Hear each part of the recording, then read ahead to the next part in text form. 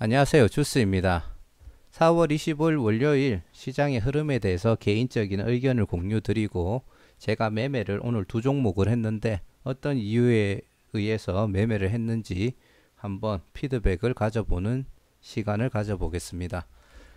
제가 어제 이야기 드렸듯이 한일사료가 이 연속적으로 이어지는 상한가가 풀릴 때 그 자금들이 이제 다른 섹터 쪽으로 들어가면서 많은 종목들이 상승이 나와 줄 거라고 이야기를 드렸는데 오늘 딱 때마침 상한가가 이어지지 못하고 결국 풀렸습니다.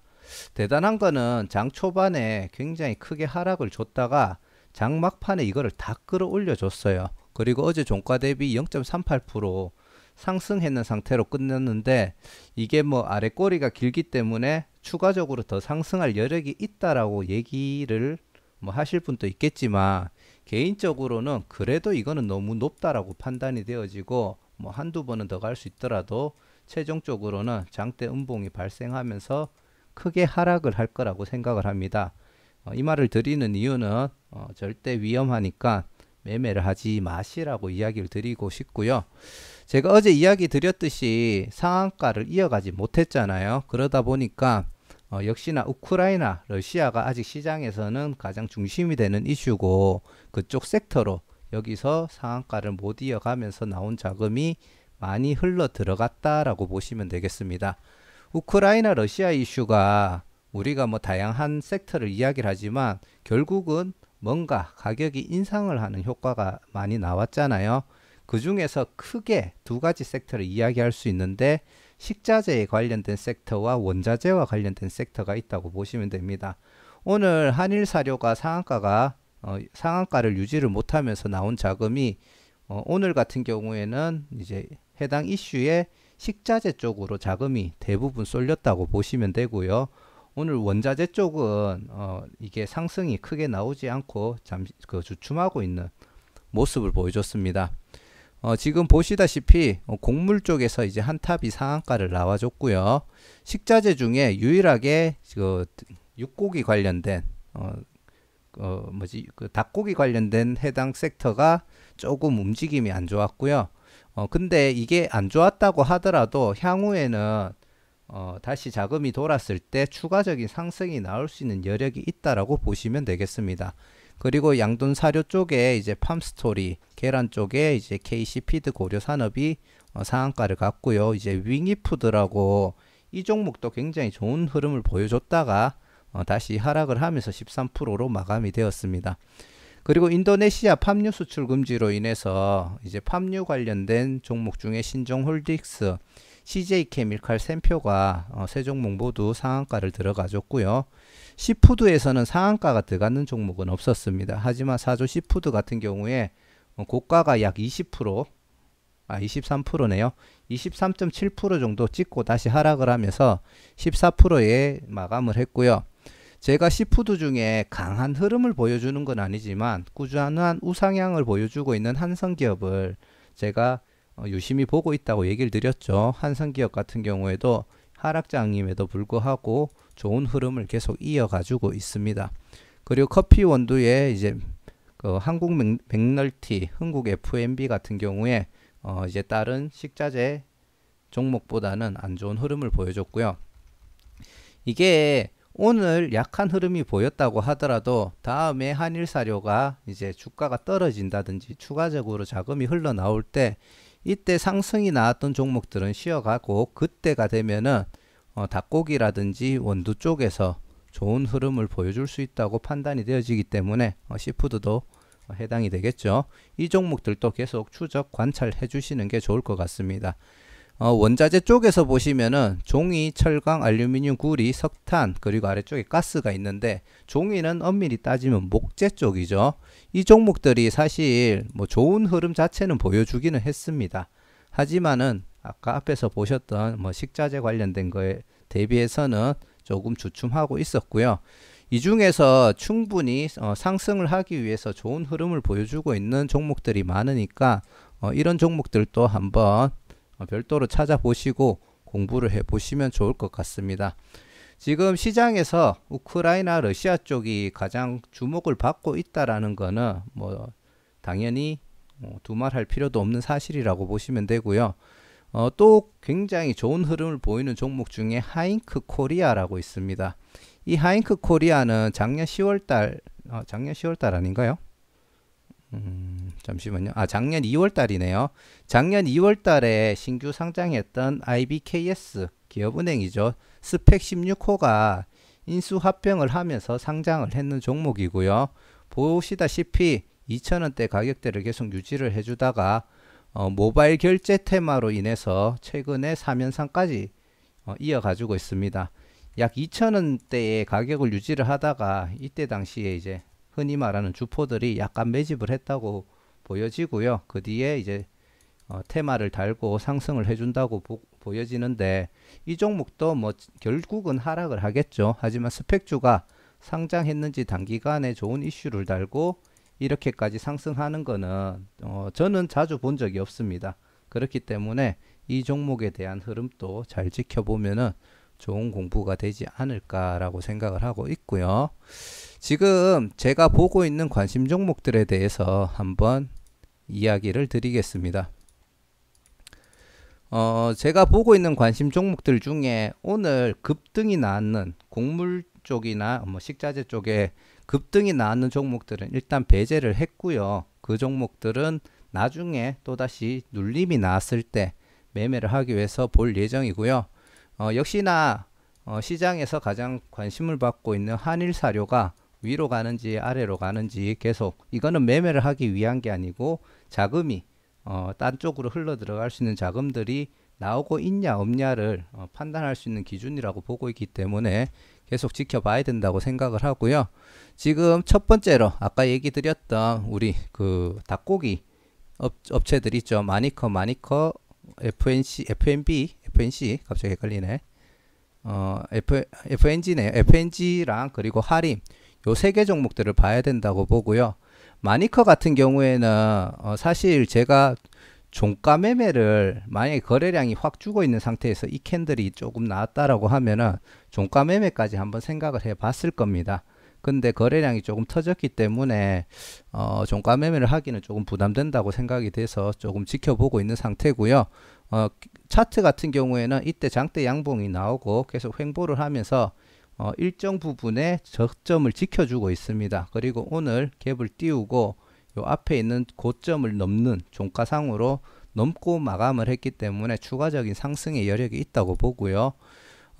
그 마니커 FNG 같은 경우에도 제가 저번에 얘기 드렸듯이 계속 윗꼬리를 달아주면서 앞에 있는 매물대를 어느 정도 거래량을 터뜨리면서 소화를 시켜주고 있는 패턴이라고 볼 수가 있습니다. 그래서 추가적인 상승, 자금이 들어왔을 때 상승 여력은 충분하다고 판단이 되어지고 할인 같은 경우에도 마니커 FNG랑 비슷하게 앞에 있는 박스권을 돌파를 해주고 지금 약간 위에서 놀고 있는 상태라고 볼 수 있고요.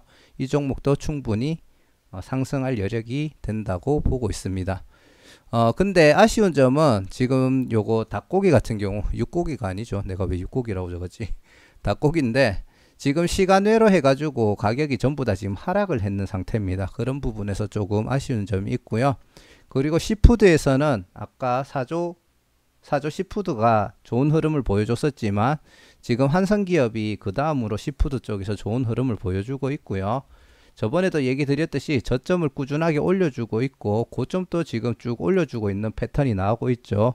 이 상태에서 충분히 거래량이 자금이 들어온다면은 거래량을 동반해서 상승이 나올 수 있다고 보지만 파동으로 치면은 지금 세 번째 파동이 지금 올라가고 있는 중이라고 봅니다. 올라갔다가 크게 못 올라간 상태에서 조정을 받고 있는데 어느 정도는 추가적인 상승의 여력은 있다라고 보고 있고 만약에 여기서 어깨 고점을 낮추는 모양의 패턴이 나온다면은 그 종목은 조금 주의를 할 필요가 있다고 생각을 합니다.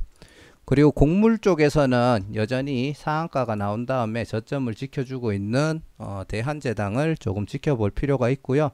여기서 추가적인 상승이 나올 수 있을 거라고 얘기를 어제 드렸는데 오늘 바로 상승은 나왔죠. 그래서 여기서 더 갈 여력은 충분히 있다고 보여지고 요 꼬리 아래쪽에 있는 저점들이 안 깨진다고 하면은 지속적으로 보유를 하고 관찰해 볼 필요는 있다라고 생각을 합니다. 그리고 신풍재지 같은 경우에도 지금 저점을 올려주면서 지금 약간의 거래량을 붙이면서 앞에 있는 종가를 넘어서는 장대 양봉이 나왔고요. 뭐 이 정도면은 충분히 내일 추가적인 거래량이 들어온다면은 또 위에 있는 꼬리 고점대를 넘어서면서 충분히 상승할 수 있는 여력이 있다고 봅니다. 이 종목 같은 경우에는 요 아래쪽에 흘러가던 요런 저점을 이탈하면은 손절을 한다든지, 나는 조금 더 배짱을 부리고 싶다고 하면은 이런 저점까지도 버틸 수는 있겠지만, 요렇게 한번 그어보면 아시겠죠. 여기까지 버티면은 마이너스 한 25%, 26%까지 손절을 잡아야 됩니다. 잠시만요. 실수했네요.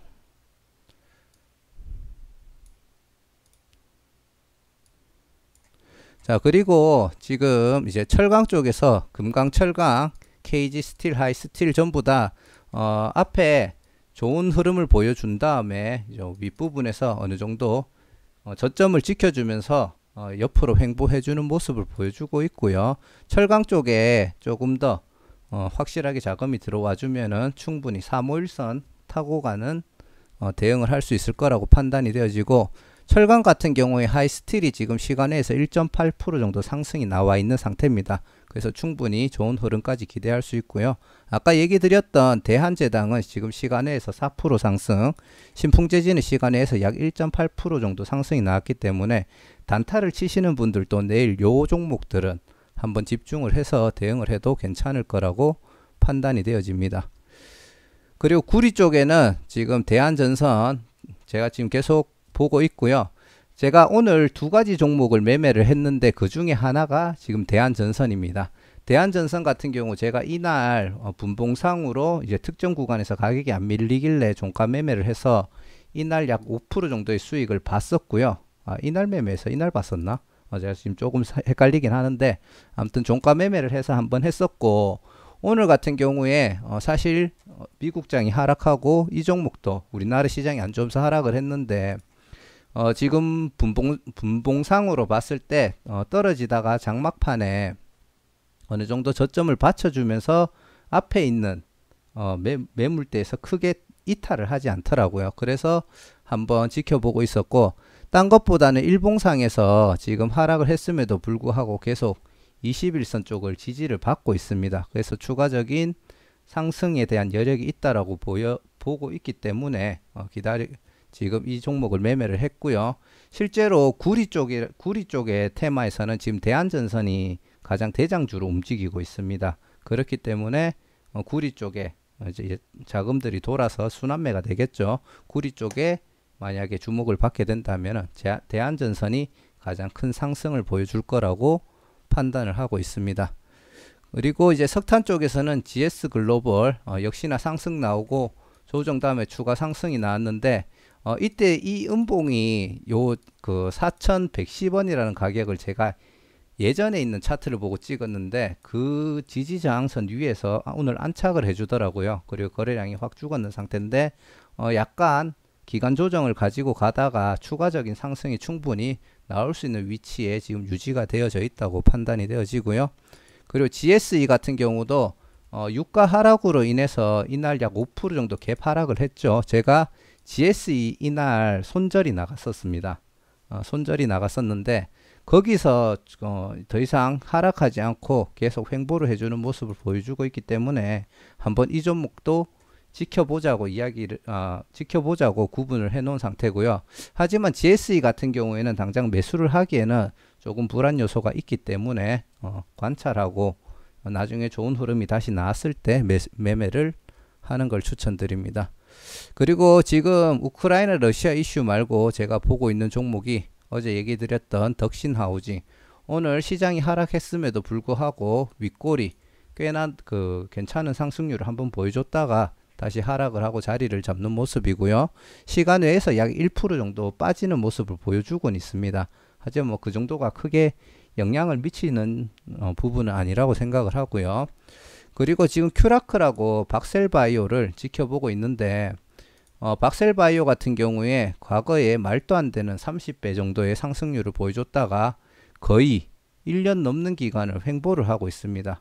그리고 3월 달쯤에 거래량을 실는 장대 양봉이 들어오면서 계속 요 박스권을 만들고 있죠. 그래서 충분히 윗꼬리도 달고 있고 이때 들어왔는 자금들이 뭐 그렇게 작은 자금은 아닙니다. 과거 대비해서 요 거래량 터진 거를 보면은 그렇게까지 작은 자금은 아니고, 요 상장 직후에 나왔던 거래량, 그리고 처음 출발할 때 거래량, 그리고 차익 실현 같은 것들을 할 때 나오는 거래량들하고 봤을 때 비교했을 때는 조금 작긴 하지만 횡보를 했을 때 터진 거래량 중에는 나쁘지 않거든요. 그리고 이때 거래량을 실으면서 들어왔던 장대 양봉을 계속 지켜주면서 횡보를 하고 있기 때문에 최근에 추세는 좀 안 좋긴 하지만 충분히 다시 장대 양봉이 한 번 더 나와준다면은 그때는 상승이 나올 수 있다라고 판단이 되어지고, 이 종목은 매매를 하진 않았어요.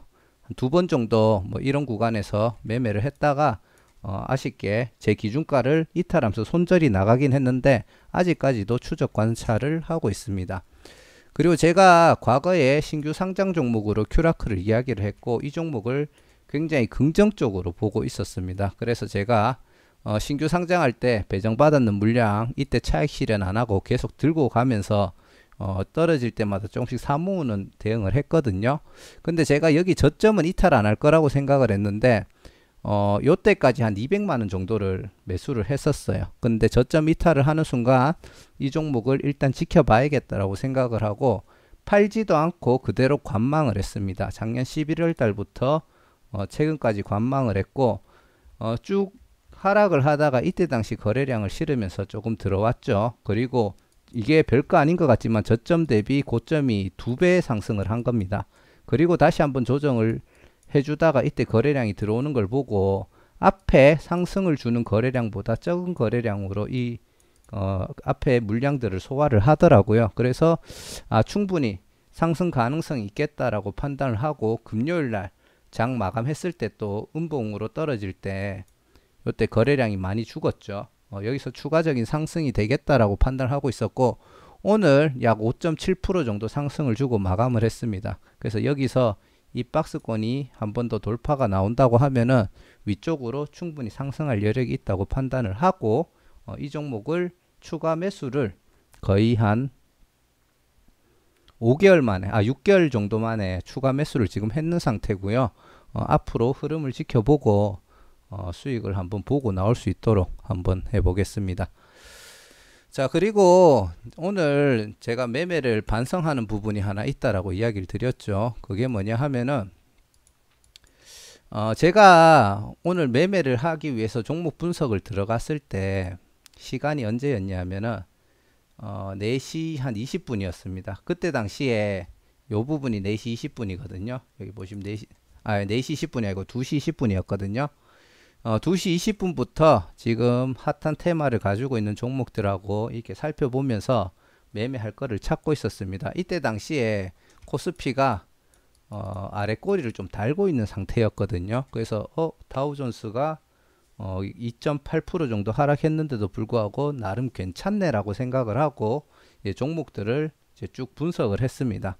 그리고 한 3시 한 20분 30분쯤 돼서 가지고 이제 종가 매매를 하면서 이제 큐라크라고 그리고 대한전선하고 매매를 했는데, 매매를 하고 나중에 보니까 완전히 장대 음봉으로 아래 꼬리가 없는 장대 음봉으로 바뀌어 있더라고요. 그래서 매매하기 전에 한 번 더 체크를 했어야 됐는데, 사실 1.76% 하락하면서 이런 장대 음봉이 나오면은 내일 추가적인 하락이 나올 가능성이 저는 높다라고 판단을 합니다. 그래서 이걸 봤다면 매매를 안 했을 건데 그때 당시에 인지를 못하고 매매까지 다 해버렸고, 그래도 다행히 오늘 그 나스닥하고 다우가 제가 이 영상을 찍기 전에 보니까 한 0.5%에서 1% 미만 하락을 하고 있더라고요. 그래서 생각보다 깊은 하락이 아니고, 또 혹시라도 이제 장막판에 미국장이 좀 말아 올려준다면은 내일 우리나라 장도 좋은 흐름을 보여주지 않을까라고 기대를 하고,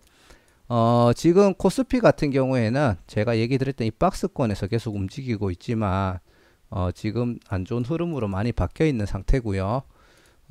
코스닥 같은 경우는 지금 아래쪽에서 박스권을 제가 어제 영상에서 돌파해서 위쪽에서 놀고 있다고 얘기를 드렸습니다. 근데 오늘 장대 음봉이 발생하면서 2.5% 하락을 했죠.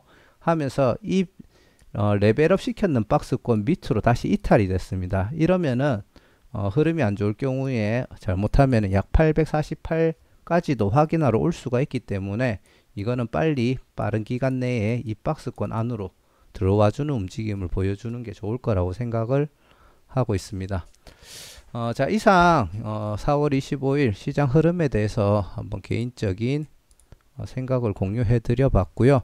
우크라이나하고 러시아 이슈가 아직까지는 시장의 중심이라고 판단이 되어지기 때문에 많은 자금들이 그쪽에서 움직일 거라고 생각이 됩니다. 그래서 매매하시는 분들은 언제나 그런 쪽에서 내 관심 종목을 찾고 대응하시는 방법을 연구하시면 좋을 것 같습니다.